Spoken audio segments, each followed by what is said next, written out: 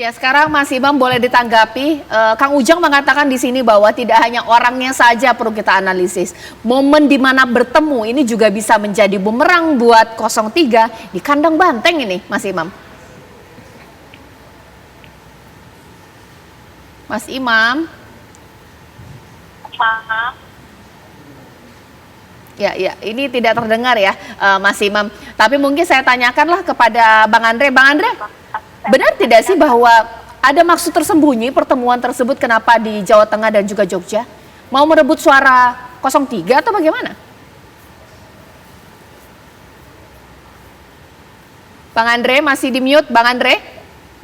Ya. Ya, boleh tanggapi dulu. Masa mute, Kak? Kak, ya. Jadi gini, Kak.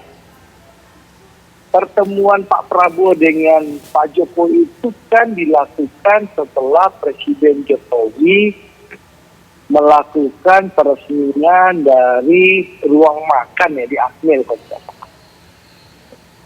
Setelah itu menghadiri acara di Akademi Militer, Presiden lalu makan bakso dengan Menteri Pertahanannya Pak Prabowo Subianto setelah menghadiri acara di Akmil. Itu yang terjadi. Jadi tidak ada yang istimewa sebenarnya pertemuan itu. Tapi mungkin ada pihak yang mungkin surveinya turun terus, gitu kan. Akhirnya panik, lalu mulai cari-cari kesalahan. Jadi, mungkin mereka lebih sibuk, lebih gampang mencari-cari kesalahan daripada turun ke lapangan meyakinkan rakyat. Padahal itu pertemuan biasa saja. Pak Jokowi habis meresmikan gedung di Akademi Militer yang dihadiri oleh Menteri Pertahanannya Pak Prabowo. Setelah itu beliau makan siang. Jadi tidak ada yang istimewa sebenarnya. Dan tidak ada aturan yang dilanggar. Yang kedua, soal Pak Jokowi bertemu dengan Mas AHY naik sepeda bareng di Jogja.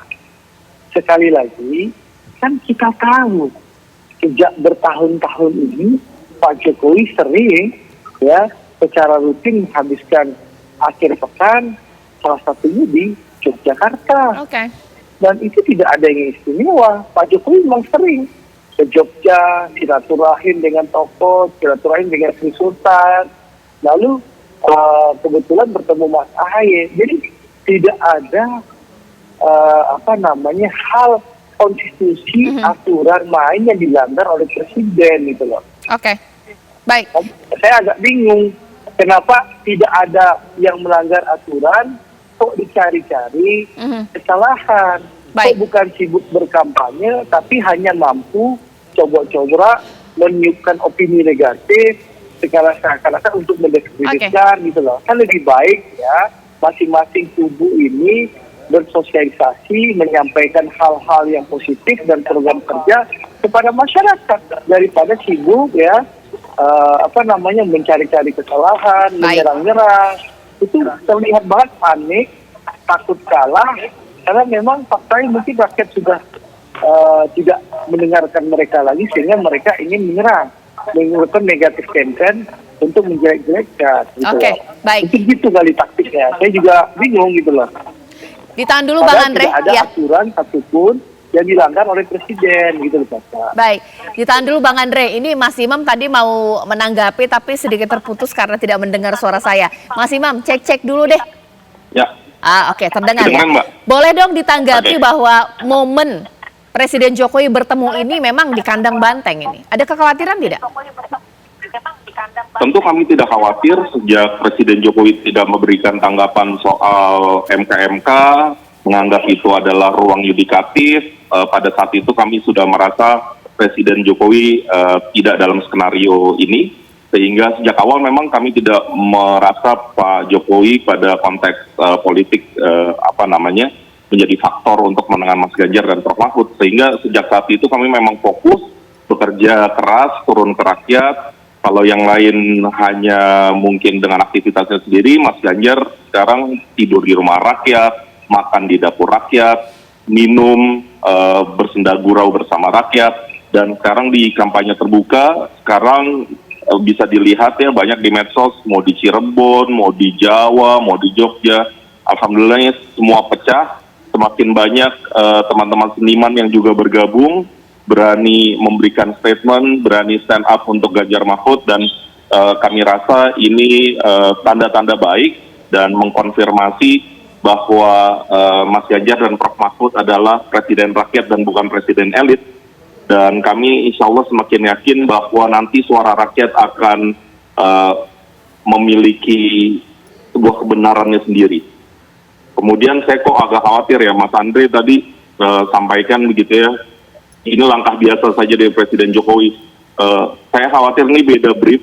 Jangan, kasihan kan Pak Jokowi udah luar biasa ngajak makan banyak pimpinan partai politik, tapi dianggap biasa-biasa aja gitu. Padahal kan ini effort yang besar ya, kan aktivitas presiden kan padat, tetapi sekarang udah meluangkan waktu bertemu pimpinan partai politik, tetapi malah dianggap biasa-biasa saja gitu.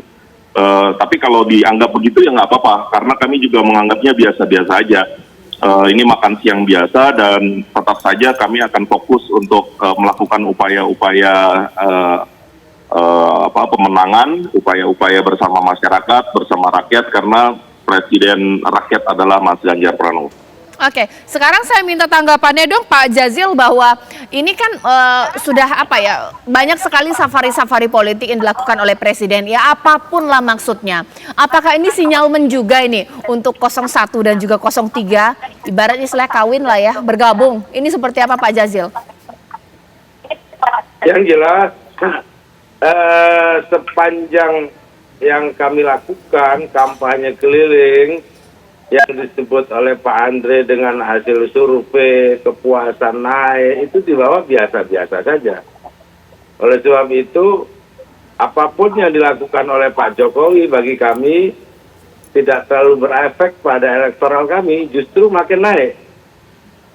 Jadi Mbak Caca, kehadiran Pak Jokowi di lapangan ini dengan makan siang atau apapun semakin menunjukkan di mata rakyat, Pak Jokowi tidak berpikir untuk rakyat, tapi berpikir untuk kemenangan putranya. Inilah yang disebut dengan nepotisme. Nah, makin sering keliling, saya yakin suaranya makin turun. Memang Pak Andre dan seluruh koalisinya memiliki kekuatan macam-macam, kekuatan logistik, kekuatan kekuasaan, pengaruh. Tapi perlu diingat bahwa politik di Indonesia ada yang namanya hoki. Hokinya sekarang ada di Pak Anies dan Gus Muhaimin. Jadi Pak Anies dan Gus Muhaimin dulu disurvei di DKI, disurvei dimanapun dalam sepanjang sejarah karirnya tidak pernah kalah. Jadi itu penting, faktor hoki. Sementara Pak Prabowo kan kalah terus. Nah, maka menggunakan efek bandwagon efek sekarang seakan-akan survei itu tinggi, misalkan menggunakan survei LSI, silakan saja. Kalau masih percaya dengan LSI, bagi kami, pasangan 01, kami lebih percaya pada apa yang terjadi di lapangan.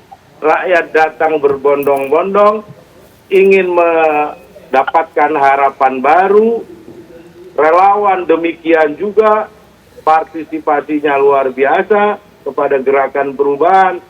Saya pikir itulah yang akan menjadi jalan bagi pasangan Amin yang kita sebut sebagai hoki ataupun keberuntungan. Jadi di dalam politik boleh gunakan survei, silakan.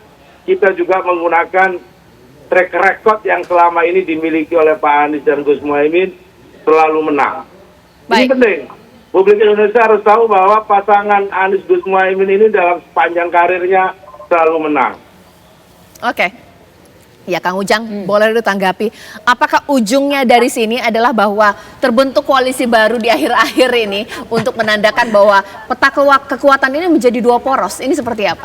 Agak sulit kalau saat ini ya, kecuali kalau sudah pencoblosan. Baru setelah pencoblosan ada yang kalah, artinya kalau ada satu putaran ya selesai, tapi kalau ada dua putaran artinya ada yang kalah. Nah, apakah berkoalisi misalkan 01 dengan 03 seperti yang Mbak Caca katakan tadi? Nah, saya mengatakannya sebenarnya masih 50-50. Oke. Jadi kemungkinan politik tidak bisa kita seperti matematik, angka pasti tidak. Semua punya kemungkinan bisa bertemu 01 dengan 03, bisa juga tidak. Tergantung kepentingan yang akan mempertemukan, apakah kepentingan sama atau tidak. Berat.